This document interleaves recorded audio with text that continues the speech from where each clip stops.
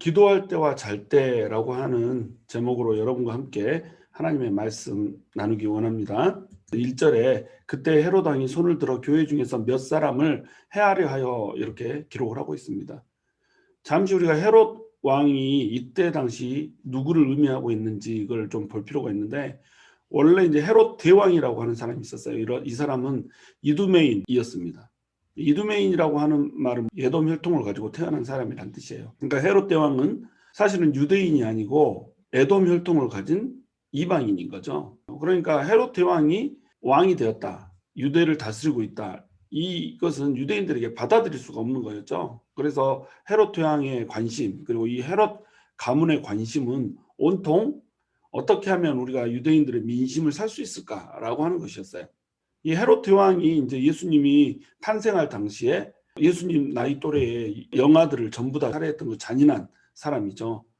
그리고 헤롯 대왕의 마리암네 1세, 마리암네 2세, 말타케, 클레오파트라 이런 이제 여인들을 아내로 맞이해서 살고 있는 거죠. 이 클레오파트라는 우리가 알고 있는 그 클레오파트라, 이쁜 클레오파트라 아니고 다른 이제 클레오파트라죠. 이렇게 해서 살고 있는데 이 중에 이제 아들들을 낳는 거예요. 아리스토블루스, 빌립 1세, 헤롯 아켈라오, 헤롯 안디바, 헤롯 빌립 2세 이런 아들들을 낳았습니다. 그런데 마리암네 1세라고 하는 여자가, 이 첫 번째 여자가 자기 숙부와 간음을 했다라고 하는 의심을 받게 돼요. 그래서 마리암네 1세와 아리스토블루스를 죽여버리죠. 이 아리스토블루스의 딸이 이제 헤로디아였고, 이 헤로디아가 나중에 헤롯 안디바하고 결혼을 하는데, 먼저 이 헤로디아는 빌립 1세, 그러니까 안디바 동생의 아내였던 거죠. 자기 동생의 아내를 취한 헤롯 안디바. 콩가루 집안인 거죠, 한마디로. 의리도 없고 도덕도 없고 서로 정권을 차지하고자 하는 그 야욕만이 가득 찼던 전형적인 세상 왕들의 모습을 그대로 보여주고 있죠. 그리고 이 아리스토블루스가 아들을 하나 낳았는데 그 사람이 이제 아그리파 1세인 겁니다. 헤롯 대왕이 죽고 나서 이스라엘 지방을 세 곳으로 쪼개서 이 세 왕이 이제 통치를 하는 거죠. 헤롯 아켈라오, 헤롯 안디바, 빌립 2세 이 사람들이 이제 통치를 했던 요게 이제 예수님 시대고, 사도 바울 시대 그때는 헤롯 왕이라고 등장을 하면 아그리파 1세 또는 아그리파 2세 이렇게 얘기를 하면 되는 겁니다. 지금 이제 사도행전 초반기이기 때문에 아그리파 1세가 통치를 하고 있다 이렇게 생각을 하시면 되겠죠. 그러니까 헤롯 왕이 예수님 탄생할 때부터 이렇게 쭉 오래 사느냐 이렇게 이제 생각을 하시면 안 되고, 헤롯이 헤롯 가문이기 때문에 헤롯 대왕에서부터 이렇게 헤롯 왕들이 여러 명이 계속 이어가면서 통치를 하고 있다 이렇게 이제 생각을 하시면 되겠어요. 그래서 지금 현재 다스리고 있는 왕은 아그리파 1세, 다시 얘기해서 헤로디아의 형제가 되는 거죠. 헤롯 아그리파 1세가 지금 손을 들어서 교회 중에서 몇 사람을 해치려고 결정을 한 겁니다. 그래서 요한의 형제 야고보를 먼저 칼로 죽이죠. 12사도 중에 첫 번째 이제 순교자가 등장을 하고 있는 겁니다. 참 아이러니한 것이 야고보와 요한의 어머니가 예수님을 찾아와서 하나는 우편에 하나는 좌편에 앉게 해달라고 이렇게 부탁을 했었잖아요. 그리고 이제 이 형제들도 자꾸 예수님께서 왕이 되실 때에 하나는 오른편에 하나는 왼편에 서게 해달라고 이렇게 간청을 했던 것을 우리가 기억을 하고 있어요. 그런데 그 두 형제 중에 야고보는 가장 먼저 죽은 순교자가 되고, 또 요한은 가장 오래 살아남아서 요한계시록을 기록하는 이 사명을 맡고, 그러니까 각자에게 맡겨진 사명이 있다는 거예요. 우리는 이 세상에 나그네로 살고 있잖아요. 이 세상이 영원할 것 같지만 영원하지 않고, 우리도 오랫동안 행복하게 잘 살 것 같지만 사실은 우리에게 죽음이라고 하는 것은 언제든지 찾아온다는 겁니다. 그리고 그 죽음이라고 하는 것, 그것이 사람들에게는 끝이고 종말이지만 우리 그리스도인들에게는 죽음이라고 하는 것은 그냥 옮겨 타는 거예요. 우리가 가고 있던 차를 옮겨 타는 겁니다. 영원한 삶으로 우리의 차를 갈아타는 거예요. 그리고 우리의 장막을 옮기는 겁니다. 육신의 장막을 벗고 이제 하나님의 자녀라고 하는 새로운 장막을 얻는 거예요. 이사 가는 거죠. 지금은 나그네로 살고 있지만 이제는 본향으로, 원래 우리 고향으로 가서 그 고향에서 아버지 나라에서 아버지의 복락을 누리면서 살아간다는 겁니다. 그러니까 죽음은 우리에게 있어서는 끝이 아니라 새로운 시작이라는 거죠. 그래서 하나님을 잘 믿는데 왜 죽어야 돼요? 하나님을 잘 믿는데 왜 생명을 지켜주지 않아요? 이런 질문은 그리스도인들에게 아무런 의미가 없다는 거예요. 그리스도인들이 이 사람은 이렇게 신실했는데 왜 이렇게 짧게 살고 그냥 가도록 하나님이 허락을 하셨나요? 이런 질문을 하고 있으면 안 된다는 거예요. 왜냐하면 이 세상은 나그네이기 때문에 이 세상은 안개와도 같은 것이기 때문에 이 세상이 끝나고 나면 진짜 행복이 오거든요. 진짜 복락이 오거든요. 이 세상에서는 고통을 누리면서 그 고통 가운데서 간간히 찾아오는 기쁨으로 우리가 행복을 느끼며 살아가지만 천국에 가면 고통이란 것이 아예 없거든요. 기쁨의 연속이란 말이죠. 그러한 삶 가운데로 들어가는데 그것이 불행인 것처럼 우리가 인식을 하면 안 된다는 겁니다. 그러나 우리가 이 땅에 살아가는 이유, 그것은 하나님께서 우리에게 맡겨준 그 소명, 그것을 감당하려고 살아가는 거예요. 그것이 그리스도인들이 이 땅에서 살아가고 있는 이유입니다. 그리스도인들은 이 땅에서 오래 사는 게 목적이 아니에요. 이 땅에서 얼마를 살던 간에 그 주어진 스팬 동안에 얼마만큼 하나님께 충성되게 하나님과 친밀하게 교제하면서 살아가는가라고 하는 것이 이슈란 말이에요. 그게 유일한 우리의 이슈라는 거죠. 그러니까 두 형제 중에 야고보가 가장 먼저 죽고 요한은 가장 오래 살고 라고 하는 것이 결코 의미가 있는 것이 아니라는 거죠. 각자의 소임대로 살다가 각자의 죽음의 모습을 맞이하면서 하나님께 영광을 돌리면서 가는 겁니다. 형제 요한은 요한일서와 요한계시록을 쓰도록 그렇게 소명을 맡았고 또 어머니 마리아를 자기 친어머니처럼 모셔야 된다라고 하는 소명을 맡았기 때문에 가장 오랫동안 생존을 했어야 되는 거예요. 다른 모든 12사도들이 순교해서 형장의 이슬로 사라지는 모습들을 보면서 살아남게 된다는 거죠. 요한에게 있어서는 사실 이것은 괴로운 일이거든요. 12명의 예수님의 제자들이 한 명씩 한 명씩 순교하는 그런 모습들을 계속 보면서 살아야 되고 핍박 가운데서 자기 형제 자매들 옆에서 계속 죽어가는 모습들을 보면서 살아야 되는 그 아픔이 얼마나 컸겠어요. 그러니까 사실은 오래 사는 것이 복이 아니었다는 거죠. 그럼 우리에게 있어서 복은 뭐예요? 하나님의 영광이 지금 우리가 살아가고 있는 이 세상 가운데 임하고 하나님이 동행하심이 우리 이 세상 가운데 함께 한다라고 하는 것이 느껴질 수만 있다라고 한다면 그것이 우리에게 복이란 말이에요. 그리고 죽을 때는 손 털고 가장 큰 행복이 있는 곳, 결코 세상이 줄 수 없는 행복이 있는 곳, 그곳으로 기쁘게 참여하는 겁니다. 그러므로 그리스도인들에게는 죽음이 유익인 거예요. 3절에 보시면 유대인들이 이 일을 기뻐하는 것을 보고 베드로도 잡으려 할새 때는 무교절 기간이라 헤롯 왕이 몇 사람을 죽이겠다고 결심을 하고 처음 딱 야고보를 죽였는데 유대인들이 그것을 기뻐하는 거예요. 왜냐하면 유대인들은 유대교를 정교로 가지고 있잖아요. 유대교를 정교로 가지고 있는데 자꾸 기독교인들이 유대교를 무너뜨리려고 하는 거예요. 너무나도 강력한 세력으로 너무나도 많은 유대인들을 유대교에서 기독교로 회심시키면서 교회가 팽창해 나가는 겁니다. 그러니까 유대인들은 사도 야고보가 죽는 것을 보고 기뻐할 수밖에 없었죠. 이것을 보니까 헤롯이 고무가 된 거예요. 베드로도 이제 잡아서 죽여야겠다. 딱 이렇게 생각한 거죠. 죽이려고 딱 베드로까지 잡아놓은 이런 상황인 거예요. 자, 그러면 헤롯은 이 일을 왜 하고 있어요? 헤롯은 진리에 관심이 없는 거예요. 이것이 세상을 사는 사람과 우리 그리스도인들의 차이라는 거예요. 우리가 진리에 무관심한 사람들과 똑같은 방식의 삶을 살면 안 된다는 거죠. 지금 야고보의 죽음을 통하여서 우리는 그리스도인들이 죽음에 대해서 어떻게 생각해야 되는가라고 하는 것을 봤다라고 한다면 죽음에 대해서 또 진리에 대해서 전혀 관심이 없는 사람이 하나 있다는 거죠. 이 사람이 바로 헤롯이라는 거예요. 진리에 무관심한 것, 이것은 인간에게 있어서 가장 큰 불행입니다. 헤롯은 왕으로 살았잖아요. 왕으로 살았기 때문에 모든 것을 누리고 부족한 것이 없는 삶을 살고 있죠. 권력과 부와 인간이 갖고 싶어 하는 모든 탐욕을 거머쥔 채 이렇게 살고 있어요. 그러나 모든 것을 거머졌다라고 하는 사실이 진리로부터 떠나게 하는 거예요. 그러니까 이 사람의 결국은 어떻게 되겠어요? 이 사람은 영원히 살 것처럼, 그리고 이 땅에서 모든 것을 누리고 있기 때문에 행복한 것처럼 이렇게 살고 있지만 곧 죽음이 임박한다는 거예요.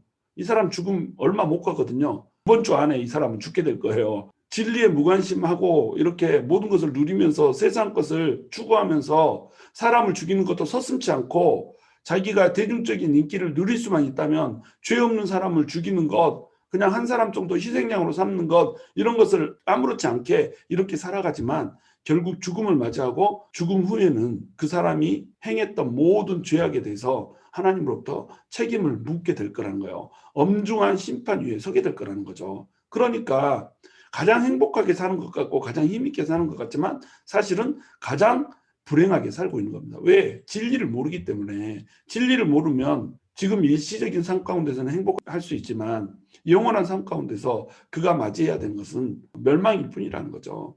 그러니까 하나님을 알지 못하는 자는 멸망하는 짐승과 똑같다고 얘기를 하는 거예요.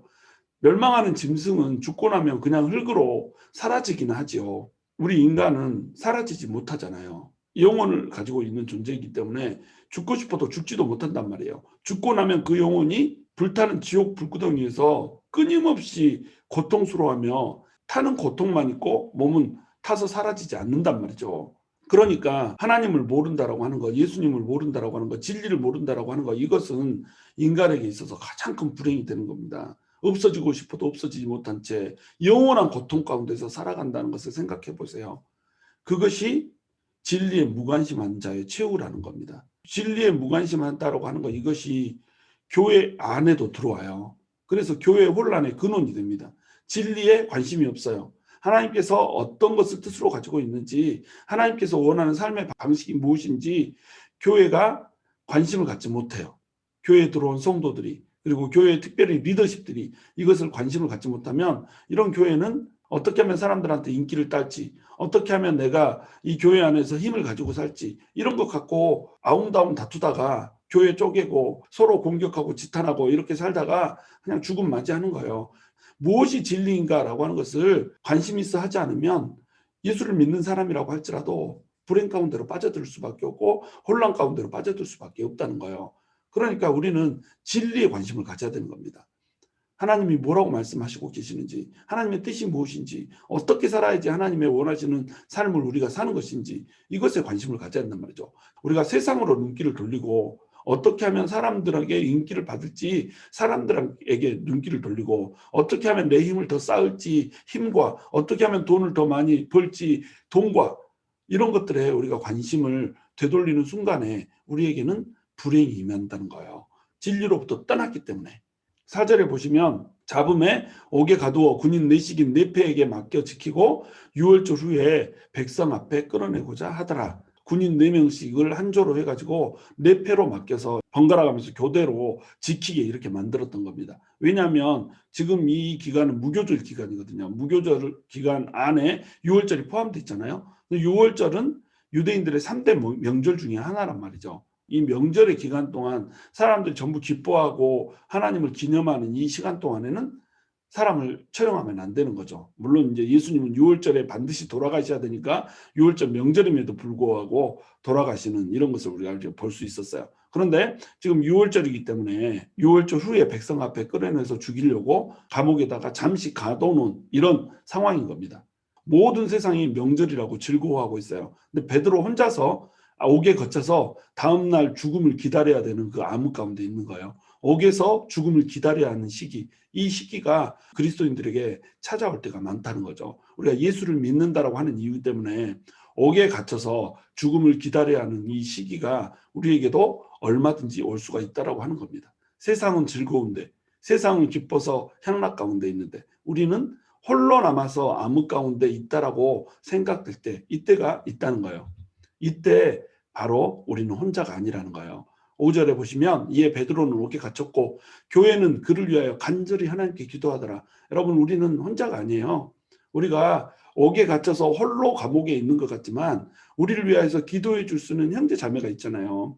베드로가 옥에 갇혔는데 온 교회가 그를 위해서 간절히 하나님께 기도하는 거예요. 여러분, 그러므로 여러분이 옥에 갇혀서 내일 곧 죽어버릴 것 같은 상황 가운데 있다면 형제 자매들에게 기도 좀 옮기고 기도 부탁하세요. 간절히 기도하는 거예요. 여러분, 옥에 갇혀서 죽음을 기다려야 하는 시점에 우리가 할 수 있는 일이 뭐가 있어요? 옥에 갇혔는데 뭘 할 수 있나요? 사람을 만날 수가 있나요? 돈으로 누구를 매수할 수가 있나요? 아무것도 할 수 없어요. 유일한 길, 그거는 기도하는 것밖에 없어요. 간절히 하나님께 기도하는 것, 그것이 우리가 해야 되는 유일한 일이라는 거예요. 그런데 그것이 또한 가장 효과 있는 일이고 가장 강력한 일이라는 거죠. 우리는 결코 혼자가 아니기 때문에 함께 우리가 손 맞잡고 기도하면 뚫어낼 수가 있다는 거죠.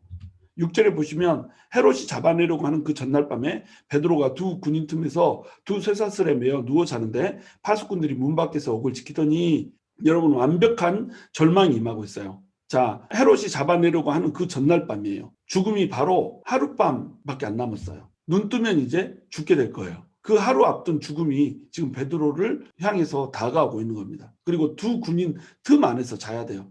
베드로가 자고 있는데 그 옆에는, 양 옆에는 두 군인이 있어요. 그리고 두 쇠사슬로 묶어놨어요. 뭐 이렇게 한 사람 지키는데 이 난리를 치는지. 왜 그러냐면 공회에서 베드로를 잡은 적이 있잖아요. 이 베드로를 잡았는데 천사가 옥문을 열고 훅 풀어준 이런 일들이 있잖아요. 아마도 이들은 이 일을 알고 있었을 거예요. 그래서 아주 철통같이 지키고 있는 겁니다. 두 군인 틈에서 두 쇠사슬에 묶여서 파수꾼들이 문 밖에서 지키고 있고 옥은 굳건하게 잠겨져 있고, 여러분, 이걸 어떻게 뚫겠어요? 완벽한 절망입니다. 완벽한 절망.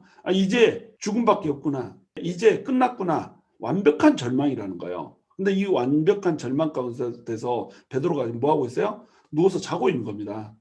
여러분, 이것이 완벽한 신앙이라는 거예요. 기도할 타이밍이 되면 기도하죠. 그런데 자야 될 때가 되면 자는 거예요. 여러분, 우리가 어떤 일을 당하면 끙끙 앓으면서 잠을 못 자고 막 뒤척이잖아요. 그리고 나서 와서 막 따지잖아요. 내가 당신 때문에 밤새 내도록 잠을 못 잤어요. 아니, 누가 잠 못 자게 했냐고, 잠 못 자게 고문했냐고요. 근데 잠을 밤새 내도록 못 자고 끙끙 앓았다고 하면서 잠을 못 잔 것까지 남한테 책임을 돌리잖아요. 그런데 잠 못 잔 거 누구 탓이에요? 자기 탓이에요. 자기가 생각을 버리지 못하고 정리하지 못하고 감정을 정리하지 못하니까 잠을 자지를 못하는 거예요. 여러분, 우리가 잠을 이루지 못하는 이유가 뭡니까? 우리가 잠을 이루지 못하는 이유는 염려와 근심과 분노와 전부 우리의 내면의 문제란 말이죠. 그러니까 잠을 못 이루는 거죠. 시편 127편 2절에 보면 이렇게 나옵니다. 너희가 일찍이 일어나고 늦게 누우며 수고의 떡을 먹음이 헛되도다. 여호와께서 그의 사랑하시는 자에게 잠을 주시는도다. 많은 사람들이 먹고 살아보려고 일찍 일어나고 또 열심히 일하다가 늦게까지, 밤늦게까지 일하다가 늦게 눕고 또 수고의 떡을 먹으려고 안간힘을 쓰면서 이렇게 일을 해요. 먹고 살려고. 그런데 그것이 헛되다는 거예요.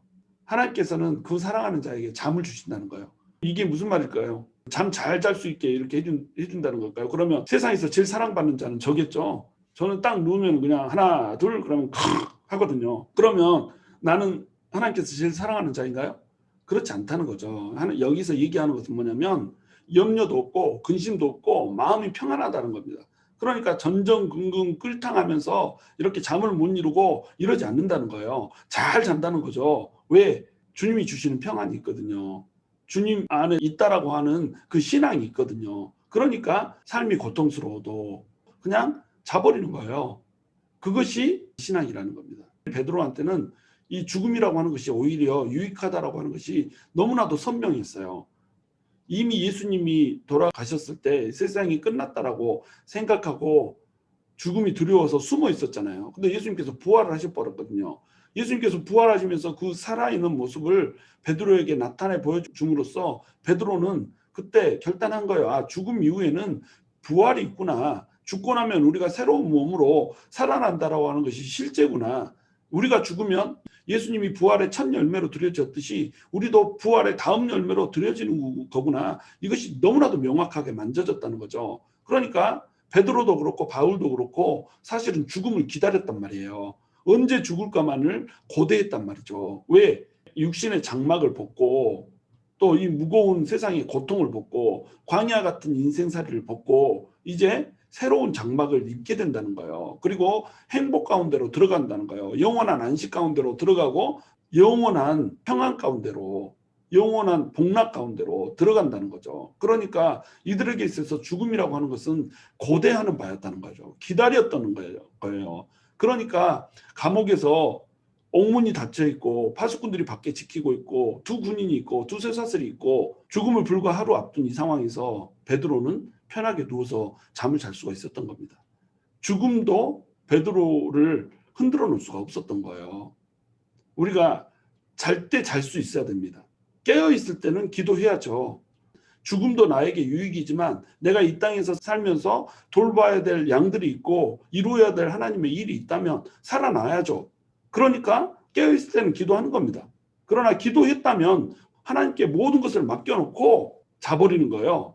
잠잘 시간에는 자는 거예요. 잠을 안 자고 있을 때 열심히 기도를 해놓고 잠잘 때가 돼서 못 자는 거, 이것은 뭐냐면 기도한 것을 자기 스스로 못 믿고 있는 겁니다.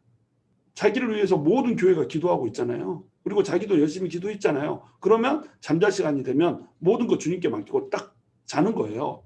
우리가 기도를 열심히 했잖아요. 그러면 기도 열심히 했으면 모든 응답을 하나님께 맡기고 딱 잘 수 있어야 된단 말이죠. 온전한 신앙이라고 하는 것은 온전한 맡김에서 오는 겁니다. 여러분 삶이 두 군인 틈에서 있는 것 같은 그런 삶 있잖아요. 왜? 아우, 이 사람도 내 적이고 저 사람도 내 적이야. 교회에서도 형제 자매라고 하지만 나를 힘들게 하는 두 군인들, 또 세상에 가서도 이 직장에서 보면 나의 보스 한 군인, 또 내 옆에 동료 항상 나를 꼬바르고 나에게 악한 소문을 퍼뜨리는 또 한 사람, 이 사람이 늘상 내 옆에서 철통같이 보고 있다 이거죠. 이런 상황 가운데서 두 쇠사슬에 묶였네. 그래가지고 일도 안 풀리고 사슬에 묶여서 꽁꽁 묶여가지고 뭘 좀 해고 싶어도 해볼 수도 없는 이런 상황, 움직일 수 없는 상황, 운신할 수 없는 상황, 하는 일마다 다 막히고 도모하는 것마다 다 실패하는 이런 상황, 두 쇠사슬에 묶여 있잖아요. 그런데 파수꾼들이 문 밖에서 지키고 있네. 옥이 꽁꽁 잠겨 있네. 활로가 없어요. 어떻게 뚫어낼 방법이 없어요. 아무리 고민하고 고민해도 이 상황 가운데서 이제 벗어날 방법을 찾을 수가 없는 거예요. 도대체 이것이 언제 끝나려나. 그리고 나면 이제 어떤 생각이 들어요. 아, 내 죽음이 하룻밤밖에 안 남았구나. 이제 죽을 것 같다. 절망 가운데 숨이 턱턱 막히는 이런 상황 가운데서 우리가 할 수 있는 일이 뭐 있어요?